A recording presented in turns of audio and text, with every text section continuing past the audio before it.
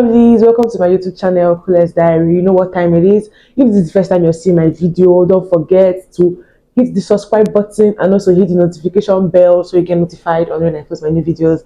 And if you're an existing subscriber, thank you so much. I really do appreciate your time, your love, efforts, everything, baby, everything. I really do appreciate. And so today's video is like a highly requested video. And sorry to my subscribers that I haven't been able to like bring out this video. Like, you guys have asked for it for like a very long time. I'm really sorry. There are a lot of things happening, like I don't really have time for myself anymore. So but basically this video is just all about me telling you guys like some of the easy ways to come to Canada. Basically, yeah, disclaimer, big disclaimer, I'm not in any way an immigration consultant. I'm not working with immigration in Canada or stuff like that. I'm just giving this information based on what I know and what I've heard and what I've read, if that makes sense. So just that I'm giving this information, that's just information. So basically I'm going to talk about like the 4 easy ways. I feel like they're the easy ways to come to Canada basically. So I'm going to take my time to explain this very well so that everybody that listens will be able to like understand and know what and what, or you can be able to pick the best route for you to actually travel with. You know, like people have issues with like getting money to travel. Some people like they feel like they don't have enough money and stuff like that. Some people feel like they are old and you know they won't be able to like come down here, but no worries, I will do my best to explain the best way I can so that you can understand. So first of all, I'm going to start with like coming here as a student. Yeah, so if you're coming like you want to get like a study permit or a study visa, first of all you have to be financially buoyant. You need to have like a lot of money because you're going to pay your school fees, and school fees is like school fees is high. And you also have to pay your living expenses. They call it GIC. You're also going to pay that as well. Then you also add like other petty expenses like your flight ticket, when you go for your medical expenses.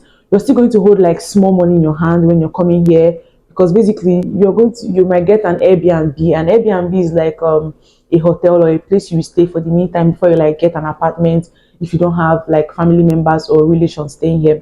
So let's dissect this study visa very well. So first of all, you will like need to get admission, obviously, and before you apply to any school you pay an application fee. I think some schools collect like 120 CAD, some 150. It just depends on the school basically.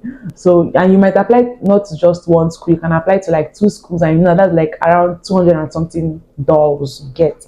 So you're going to apply. Then when you finally get the admission, you'll be asked to pay a non-refundable fee. Like, let me take myself for an example. I paid a non-refundable fee of $1,500, like a non-refundable fee, and then my school fees was like $18,000. So you see what I'm saying, that school fees is like really high here. International students pay like a huge amount of money to get into school here. So if to come in as a student, you need to have enough money to pay your school fees. And I'm sure that if you convert that money to naira, it's like 10 million or higher self.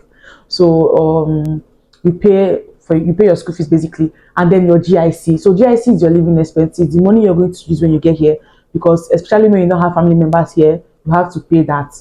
So you pay your GIC, and GIC depends. Like I paid 10,000 Canadian dollars for my GIC. It was plenty money, I will not lie, plenty money. And then you also have to show your proof of funds, like where you're getting money to pay your fees, and in case, and you know, like you're not coming here to like depend on the government for stuffs, and you know you have to like a good account, like not just any account, or like an account that has like shows that yes they have like enough money in the account, something like that. You need to show your proof of funds. And then getting admission, I really advise, if you're looking for admission, you should try to look for a school that will give you admission for 2 years. Why? This is because if you get admission for 2 years, you can be able to apply for a 2-year postgraduate work permit. So when you get a 2-year postgraduate work permit, you have Canadian experience of 2 years, combining it to your 2 years of study, so that's 4 years. So when you go to apply for your PR, like going to be really easy for you. But if you have like a 1-year program, like my program is 1 year, you have to like apply for another 1 year program, because if like you have a 1 year program and you apply for a 1 year postgraduate work permit, you might not be able to get a good job that can give you that can give you the PR when you go to apply. That can give you the PR when you go to apply. So I'm almost done with like my first program. So I've actually applied, like I've gotten admission for my next year program. So that will like sum it up to 2 years. So it's like basically good that you like go for a program that is for 2 years. Is there anything that I'm forgetting? Yeah, basically, so this is all for a study permit if you're coming as a student. So you need to know all of this. You need to have enough. When I mean enough, I mean enough funds bakotere abakote, like ego in a boot. You need to have money, like enough money to come as a student. But there's some schools like Fleming College. Some schools give you the benefits to like pay your school fees per term. Yeah, per term. So you can like pay for the first term while you're in Nigeria, and then when you come here subsequent times you complete your fees like every term. I think that's applicable to programs that are for like 2 years, because 2 year programs are much more expensive than the ones that are like for 1 year. So if you get a school like that can allow you to like pay your school fees in bits, that's fine. It will work better for you. So that's all for the study permit. So the next one I'm going to talk about is a visitor's visa. So a visitor's visa basically is like let's say you want to travel, like basically traveling. So you're just going to come here as a visitor. Like you can say that you're coming to see your family member, you're coming to see a friend, and stuffs like that. So you can come in with a visitor visa, but there's a but there.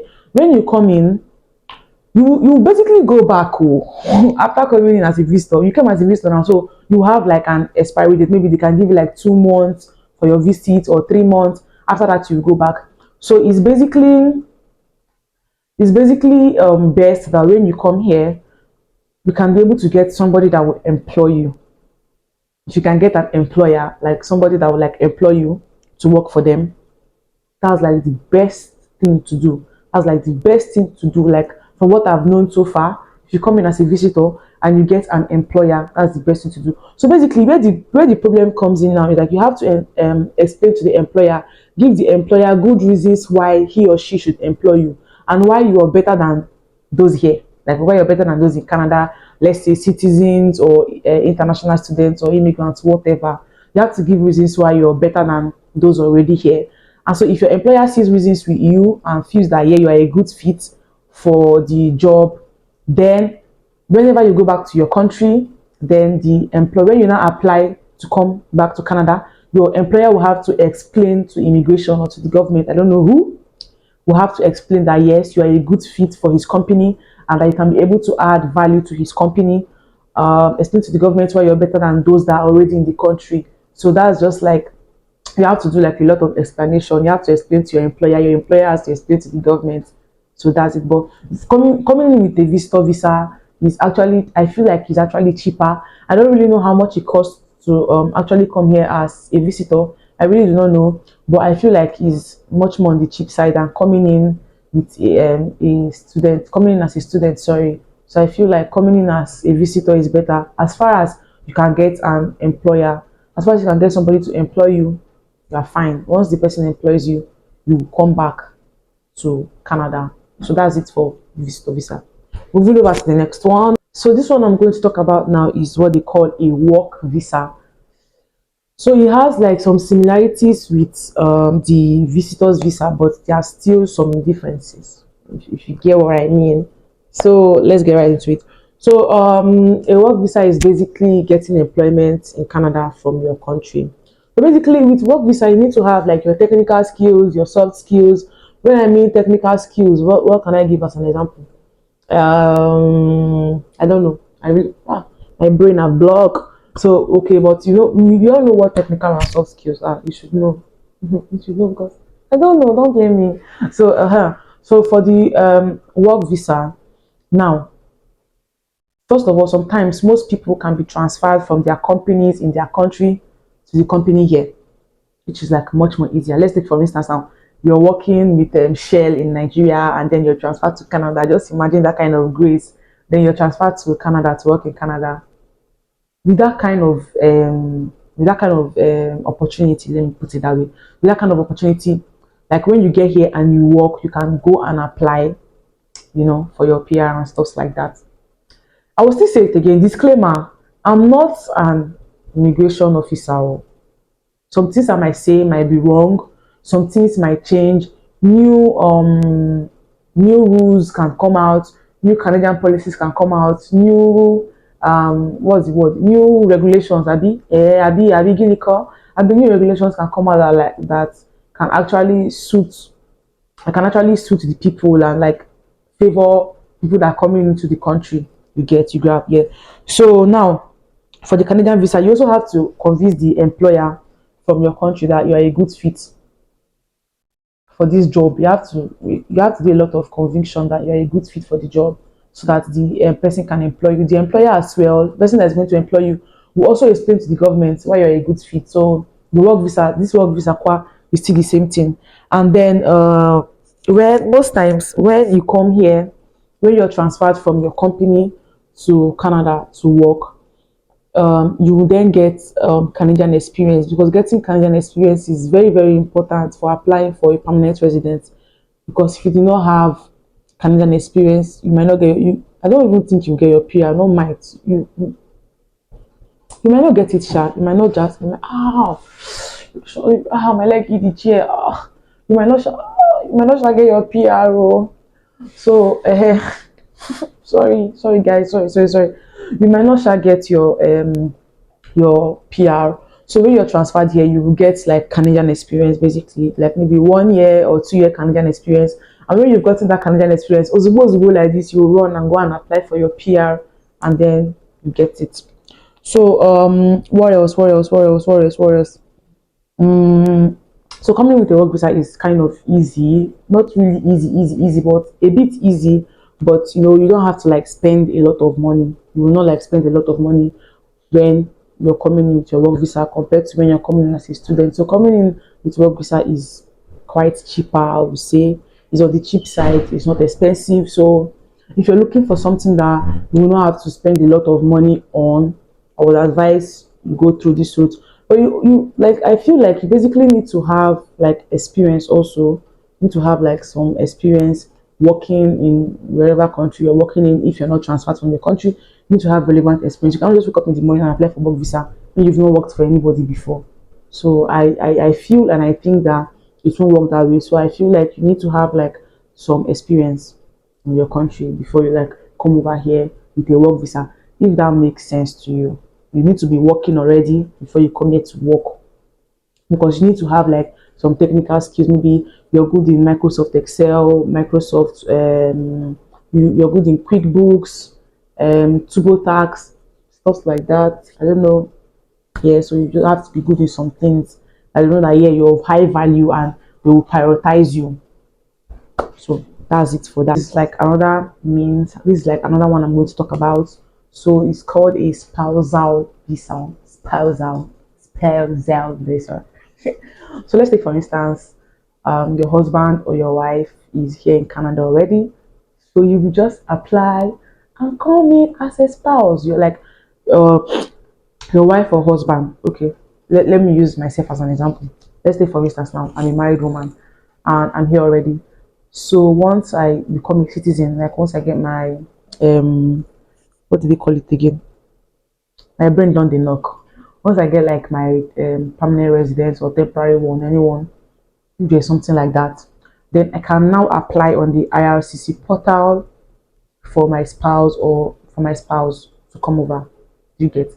I feel like Canada doesn't really like to separate family members, and most times, if you have siblings that are in Canada already, like it's going to be pretty much more easier for you to come here compared to people that don't have family members, like not like distant relatives. Like, let me say your uncle, auntie, sister, nothing like that. Like your direct, maybe your sister or your brother or your dad or your mom, something like that. I feel like Canada doesn't really like to separate family members. So if you have a family member that is here, it really go a long way to help you, especially if it's like your wife or your husband. So basically, I can apply. I will go to the IRCC portal and apply for my husband to come over So when I apply, the immigration people, well, not the right word to use. The people in the immigration office will look at it and confirm that yes, this person is actually my spouse, because there are like many fraudulent activities in this aspect of coming to Canada. Many people like try to forge stuffs and like claim that this is like their husband or their wife when they are actually not. So they are actually being very careful. So when you apply, you have to be sure that the immigration people have to be very, very sure that this person, you're actually married to this person. You're going to provide supporting documents like your marriage certificate. If you have children, you show maybe pictures that you guys are married. I don't really know about this the picture part, but I know that you have to like show supporting documents that you're actually married to this person, stuffs like that. And then they'll like immigration will like check it, be sure that it's valid and everything, and then they'll grant your spouse or your husband or your wife the permission like to come over to this place. And so that's that for that. I don't feel like there's like any other way to like come to this place. Mm. Yeah, I just feel that's it. Like basically from what I know so far, I just see it as everything and all. I know that you guys, I'm supposed to like make a video of a Q&A, question and answer session. Like I got like a couple of mails, yeah, from some people asking me of how I got here, how it was at the immigration place. Yeah, whoa, English hard. How it was at immigration, how I was able to pay my flight, the course I'm studying, the school I'm going to, how I paid my school fees, and many questions. So I'm going to, if you still have like questions, you can still leave them in the comments. I'll work on that. I'll try to make the video and post it, god willing, because it's really not easy. I still need to make like anyways, that's that aside. So that's basically it for this video. I pray that you've been able, is it pray, I hope, yeah, I hope that you've been able to like get one or two information and learn one or two things. So I really wish you guys the best of luck in your quest to improve your lifestyle and get um get good opportunities basically. So yeah, that's it. So I really thank you guys for staying back and seeing my video to the end. Like if you stay to the end, yeah, I really do appreciate. Thank you so much. And please don't forget to subscribe to my channel, hit the notification bell so you'll be notified on when I post my videos. Subscribe, or waiting you go take you to subscribe. Just subscribe. If you subscribe, you not die. Subscribe to my channel now. Subscribe now. Eh, I won't feel you. Like I'll still bring up more educative, entertaining videos. Hope you guys will enjoy now. You know what's up, man. We're going to be on this roller coaster together. So thank you guys so much for watching. I really do appreciate. I will see you guys in the next video. Bye.